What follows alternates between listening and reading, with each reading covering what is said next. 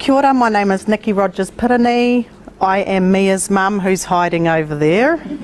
I am mum to 4 girls, and my husband has an older daughter, so we have 5 girls altogether, and Mia is in the middle. I've been a teacher for 15 years, although since last April I haven't done a lot of teaching. Last April on the 23rd, Mia was diagnosed with rheumatic fever. She had several sore throat infections in November, December 2014, which required antibiotics. In the first week of February, a few weeks later, she started complaining of a sore hip. So I took her to the doctors. She had an x-ray and bloods, but nothing, didn't show anything untoward, so we just put it down to growing pains. 2 weeks later, Mia got another throat infection, and this time it was much worse. She had lesions all through her mouth, on her tongue, inside of her cheeks, the roof of her mouth. She was given 10 days antibiotics, which were completed. The throat swab actually came back negative. But since her hip x-ray, Mia still complained intermittently of aching joints, not just her hips. On the 10th of April, I took Mia back to the doctor because although I couldn't pinpoint exactly what was wrong with her, I knew she wasn't her normal self. Some weekends she looked tired, so I would make her stay home from sport, which she fought as she loved sports. I asked if Mia could be referred to ear, nose and throat, as she often had sore throats. She mentioned at different times that she had headaches, sore tummies, sore joints, etc. But when I asked to be referred to ear, nose and throat, I was told, well, not really, she hasn't had enough throat infections to be referred.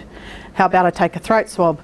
So the throat swab was taken, but the doctor mentioned that her throat looked fine, just a little red. So the throat swab was taken, and I never heard anything, and I didn't ring the lab to see what the results were, so I assumed it was fine.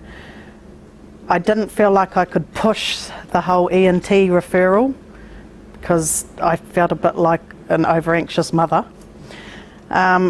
2 weeks later, during the 2 weeks, so 2 weeks after she had the throat swab, her health began to decline faster, although some days she was her normal self. 2 weeks later, I yelled out to Mia in the morning, "Get in the shower, Mia," just before school, and I was wondering what was taking her so long. I walked down into the bedroom, and where she was giggling and told me she couldn't walk. So I helped her into the shower, dropped all her sisters off at school, and then headed up to the medical centre.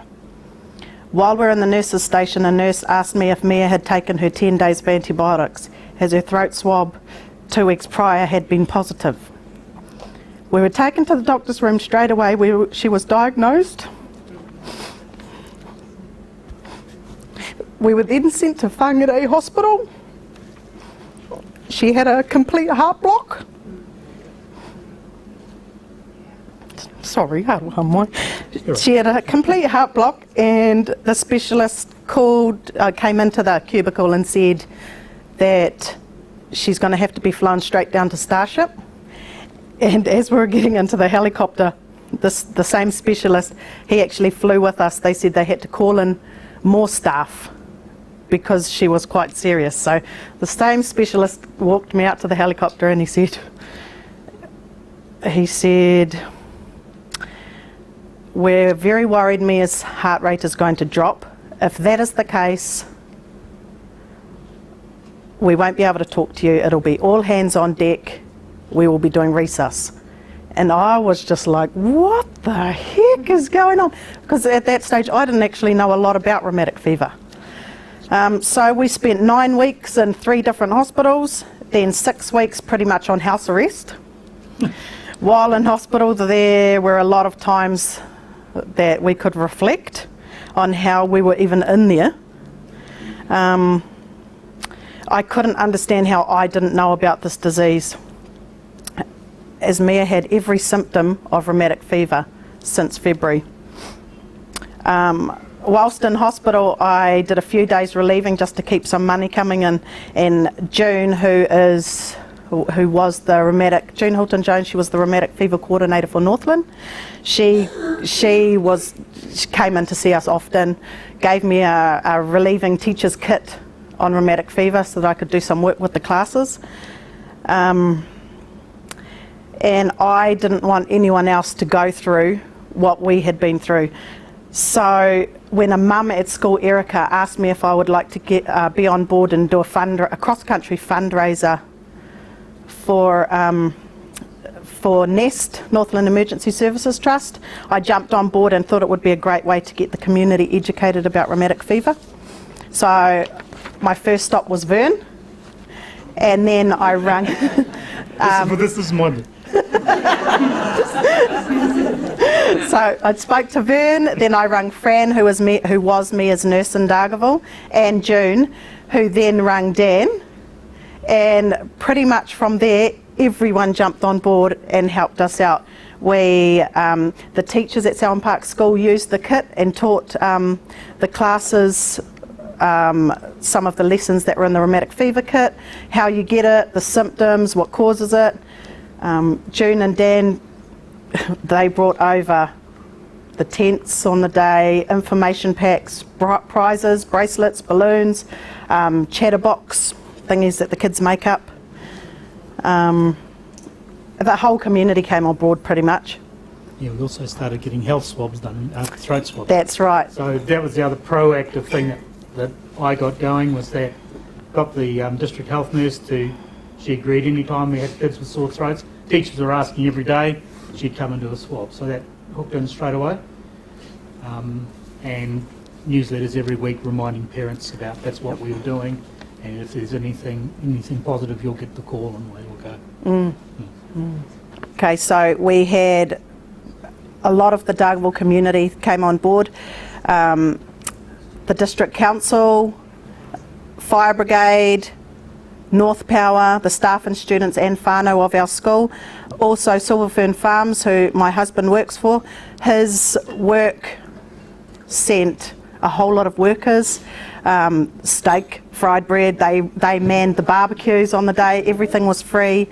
All of these communities, organisations from the community put in teams to carry the kids like Mimi who couldn't do cross country on that day because of the rheumatic fever, carried them on stretchers around the paddocks. Yeah, it was a really good day. The children, I made up boxes like what causes rheumatic fever. The kids wrote their answers in, put them in the boxes. Prizes were drawn out on the day. Rheumatic fever posters. The school did a competition, so there was posters all around. Colouring in competitions. Mia's nurse, Fran, she ran a competition on the day. But pretty much, for me, it was the satisfaction that more people in the community were aware of the symptoms of rheumatic fever and how it is caused, and the consequences of having it, what causes it, and so on. Yeah, pretty much since that day, a lot of things have come of it, like programs in place, the throat swabbing in the schools, the medical centre now has large billboards everywhere, the chemist now does throat swabbing. I have been to speak to an organisation called Ngāti Po, just to tell them about our story so that they're aware about rheumatic fever. Te Kōparu School used the boxes that I made up and they ran competitions in their school. And also the kids at Selwyn Park, they know a lot of information about rheumatic fever now because Mia was one of their own, so it was personal to them.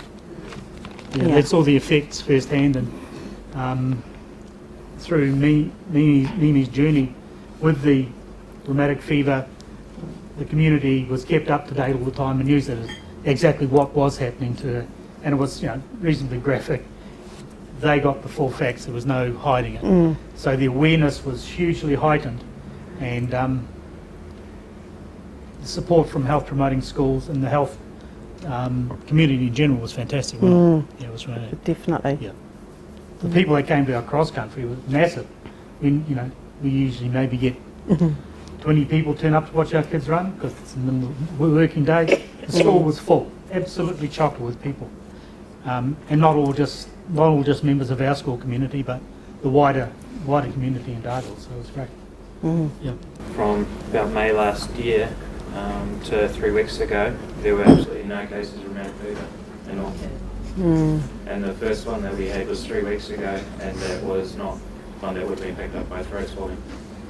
So that's how far the message has been spreading. So, and Is it all fakers? From Whānau. It wasn't from me. It wasn't from Pern. It was from Whānau. It was Nikki getting on board and everyone jumping on board with it. You've got a question there? Now, being permanently wheelchair bound hasn't stopped Dargle kid Joseph Tebbit from taking out first place at the school cross country. Well, this is Erica's son, the other parent that Nikki worked with.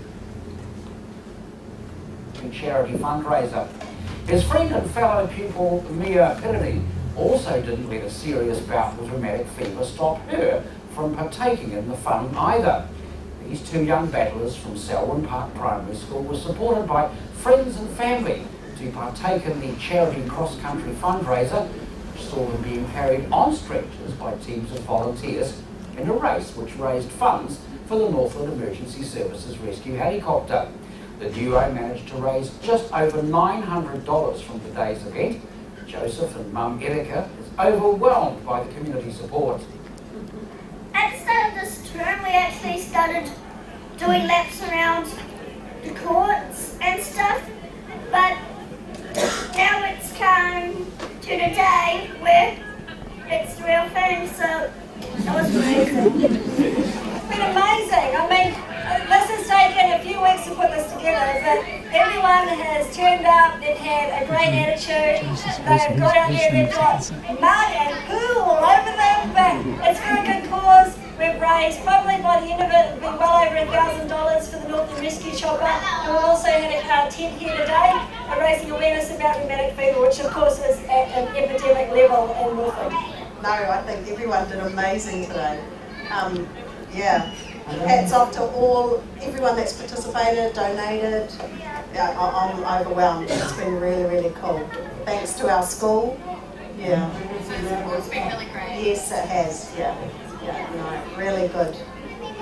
And would you support him on it? Again, same experience. Absolutely. If it's going to help prevent another child getting rheumatic fever, absolutely. And if it's going to help someone that may need the rescue helicopter, yep. Without a doubt, yeah. So part of today's run is to help raise awareness for rheumatic fever.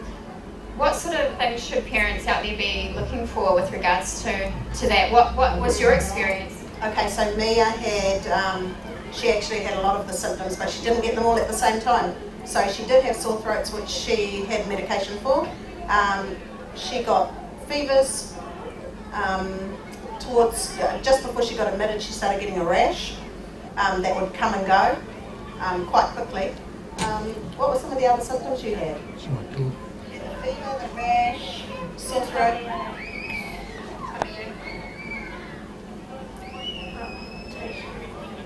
Heart palpitation. What was the heart palpitations like? What did it feel like? Yeah, what you went What did it feel like?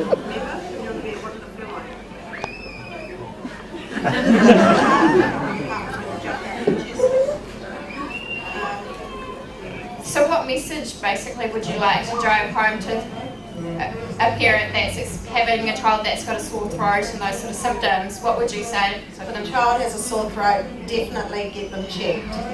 Ask for a swab and make sure you know what the results are.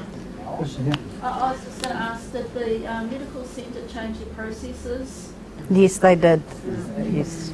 So that was one of the outcomes, or one of the move changes. Systems changed. Yeah, systems changed. Yep. And safe to say, we changed processes at school too, because of it. So. And the rheumatic fever nurse that was in charge of rheumatic fever and that project did so well, and because there was no rheumatic fever for a year, she's no longer the coordinator because she lost her job. Made yourself redundant, like Andy was talking about. So that's how well the project went. Any other, when whānau actually have agency, and sometimes they get a bad rap that they can't do anything, they can't help, they can't do this, they can't do that, and sometimes we look at them more in a deficit way. But in terms of when you look at, sometimes the answer's actually with the whānau. And when we move out of the way, they actually take responsibility. And like to acknowledge the school and that for those things to occur. So I'd like to acknowledge them and give them a big hand for their presentation.